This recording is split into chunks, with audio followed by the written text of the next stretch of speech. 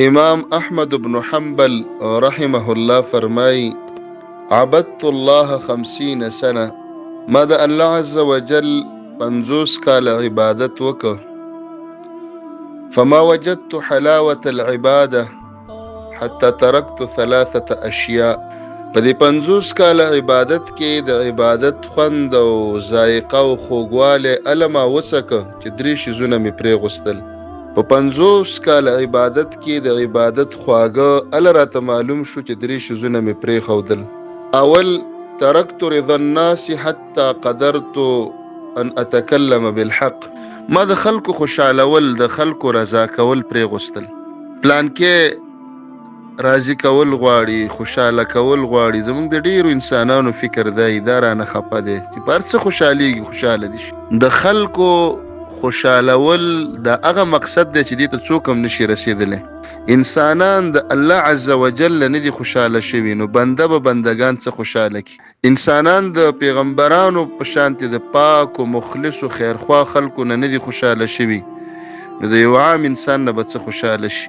وای ما د خلکو رضا پرې غوستله چې خلک څه وایي او زه کوم دا مې پرې غوستل.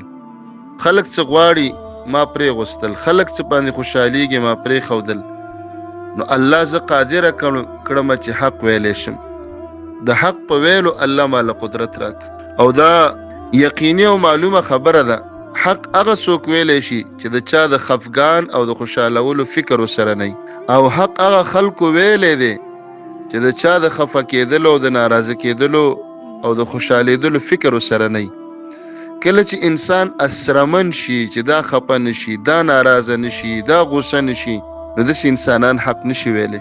دویم وترکت صحبة الفاسقین حتی وجدت صحبة الصالحین. د ګناهګارو فاسقانو ملګرتوب، دوستی، انډیوالي، ملګرتوب مې پرېښوده، نو الله د صالحینو د نیکانو صحبت، ملګرتوب او دوستی را نصیب کړه.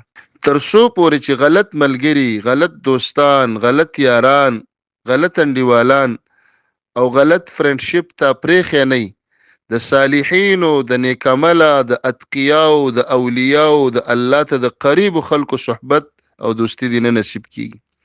واخله لاس ختم که تعلق د غلطو خلکو سره، د هغې په عوض کې الله علما صلحا نیکان خلق در نصیب کوي.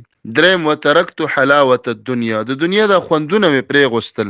فلان کې شی خوږ دی او دلته تلل مزه کوي او دا کار مزه کوي، دا مزې ما پرې ښودلې.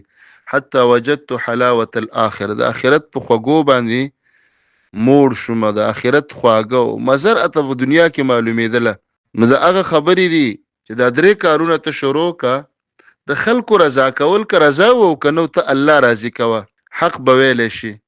فاسقان پرېږده، ګناهګار مجرمان، نیکعمله صالحین به دې الله نصیب کړي. د دنیا خوندونه او خواږه پرېږده، د آخرت خوندونه او خواږه الله در نصیب کوي. د عبادت په خوند او په مزه باندې به پوه شي.